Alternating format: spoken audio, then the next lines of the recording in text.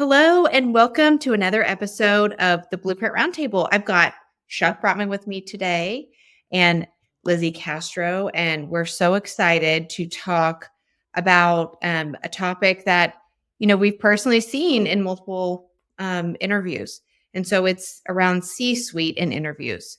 When should executives get involved in the interview process? So, Chuck, I will pass that on over to you first. Yeah. Well, I mean, I think obviously whenever they want to, they're welcome to join the process.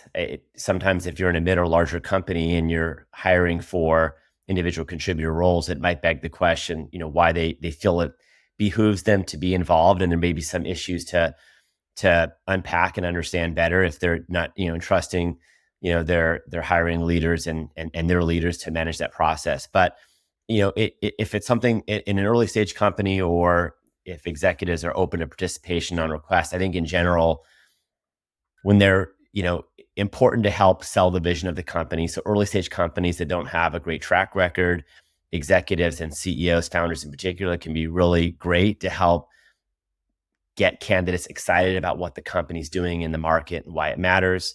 They can obviously, in many cases, help highlight successes for the business. In some cases, for example, if a company has recently transitioned off of founder-led sales, having the founder involved who can speak to some of the early wins and how those successes, highlight greater opportunity in the market can be really powerful. So I think there's a lot in terms of helping to sell and helping to assess candidates obviously can be valuable as well. And some executives will require it. And I think as a hiring leader, it's important to understand if your leadership feels it's imperative they're involved, that you're understanding of that, but also looking for opportunities to maybe understand root cause there. So if you feel like they may be getting in the way of making great hires or slowing things down, that you're positioned to have that conversation without sort of standing in the way of, their sort of interest there, right? So I think there's a certain level of deference that's always required in dealing with C-levels as a hiring leader, but an opportunity to make sure you understand the why and then that you're leveraging them to help, drive the best results for the business. Lizzie, what are your thoughts? Yeah, I agree with all of that. I think that what Chuck said about like early startup companies and having a CEO part of the interview process, just based off some of the clients that we've worked with recently, and having the CEO be part of either like the final interview, or they have the time to call a candidate that maybe is in between two companies and two offers that are super competitive, and having that C-level come in and talk to the candidate and answer any other hesitations they may have, and just really explain even more and in better view like the company's vision. I think it's great.